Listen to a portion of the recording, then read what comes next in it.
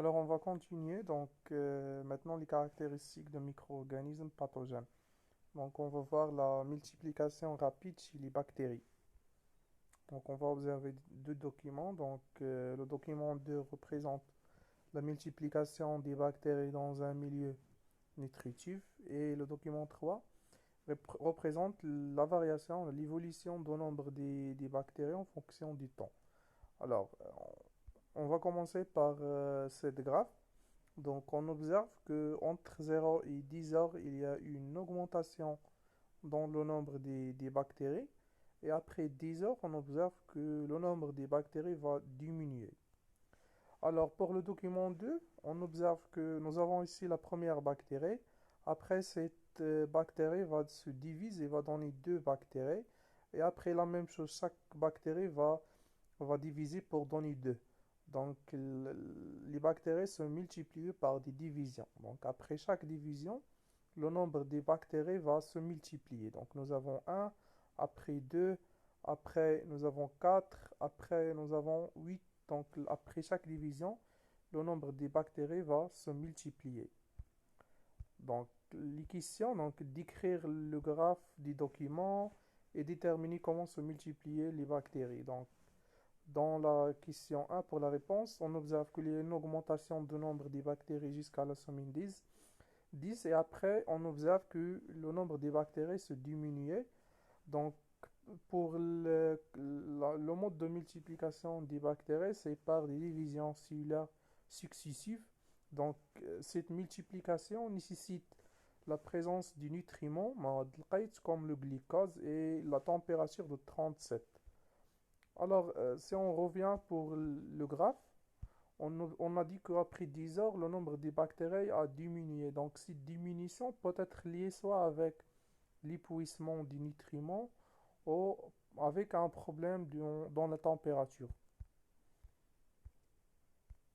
Donc, euh, on passe à une autre caractéristique pathogène. On va voir là maintenant la multiplication rapide chez les virus. Alors, les virus ce sont des êtres vivants microscopiques. Donc, sont des êtres vivants de petite taille. Donc, ils sont les êtres vivants les plus dangereux. Donc, les êtres vivants ne peuvent pas se multiplier seuls. Donc, toujours les virus, ils cherchent à entrer dans les cellules vivantes. Donc, on observe que ici, il y a le rapprochement du virus à cette cellule vivante. Et après, le virus va entrer dans la cellule vivante. Après que le virus va entrer dans cette cellule vivante, donc va se multiplier dans cette cellule vivante, va utiliser les composants de cette cellule pour se multiplier. Et après la multiplication, les nouveaux virus vont quitter cette cellule. On y aura la destruction de cette cellule vivante et chaque nouveau virus va attaquer une autre cellule vivante.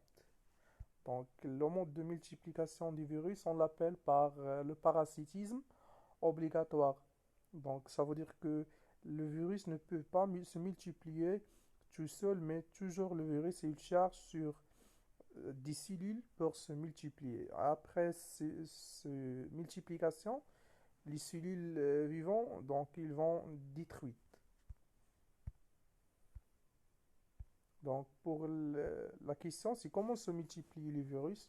Donc, les virus se multiplient par parasitisme obligatoire.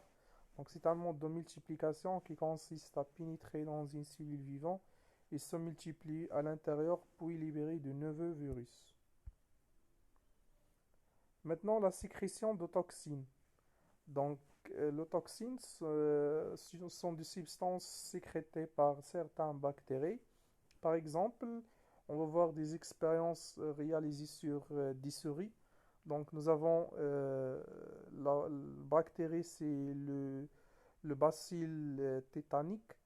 Donc, on a injecté 1 cm du bacille tétanique dans la souris S1 et 2 cm d'infiltrat bouilli du bacille tétanique dans S2. Et le résultat, c'est l'apparition des symptômes du tétanos. Donc, le tétanos, c'est la maladie causée par cette toxine. Alors, la cause de l'apparition des symptômes et la mort de ces deux souris. Alors on peut déduire que la cause de ça, c'est les toxines sécrétées par les bacilles les bacilles de tétanique. Et pour l'expérience 3, on a injecté seulement l'eau distillée stérilisée au souris 3, mais le souris il reste vivant. Donc, ce qu'on peut déduire, c'est que certaines bactéries, ils sécrètent, produisent des substances toxiques, on l'appelle les toxines. Donc, ces toxines, ils vont causer des maladies mortelles. Alors, déterminer comment le bacille tétanique entraîne la maladie de tétanos. Donc, on a dit que ces bactéries, donc, ils causent cette maladie de tétanos parce qu'ils produisent des substances toxiques, on l'appelle toxines, et expliquer les résultats de l'expérience 1 et 2. On a vu que dans l'expérience 1 et 2, il y a la mort du souris à cause de l'injection des toxines.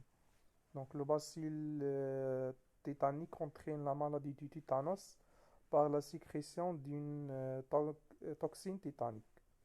On observe dans l'expérience 1 et 2 la mort des souris à cause de l'injection de toxines sécrétées par cette bactérie, bien sûr. Maintenant, une autre caractéristique des bactéries pathogènes, c'est la présence du capsule. Donc, certaines bactéries possèdent des capsules comme les diplocoques. Donc, les diplocoques sont des bactéries qui existent sous deux formes. Il y a des bactéries diplocoques avec capsule et des bactéries diplocoques sans capsule. Donc, on a injecté les diplocoques avec capsule dans souris S1 et diplocoques sans capsule dans souris S2. On a observé pour S1 qu'il y a la mort des souris après l'apparition des symptômes d'une maladie qui s'appelle la pneumonie et les souris dans S2 elles restent vivantes. Donc on peut déduire que les bactéries diplocoques avec capsule ils causent cette maladie et la mort du souris. Par l'inverse, les diplocoques sans capsule il n'entraîne pas la cause des souris. Alors, expliquer le résultat des expériences 1 et 2 et déduire les caractéristiques qui permettent à ces bactéries d'être pathogènes. Donc, la mort de la souris S1 est à cause de l'injection du diplocoque à capsule et la survie de la souris S2 est grâce à l'injection du diplocoque sans capsule. Donc, les caractéristiques qui permettent au diplocoque d'être pathogène, c'est la présence de capsule.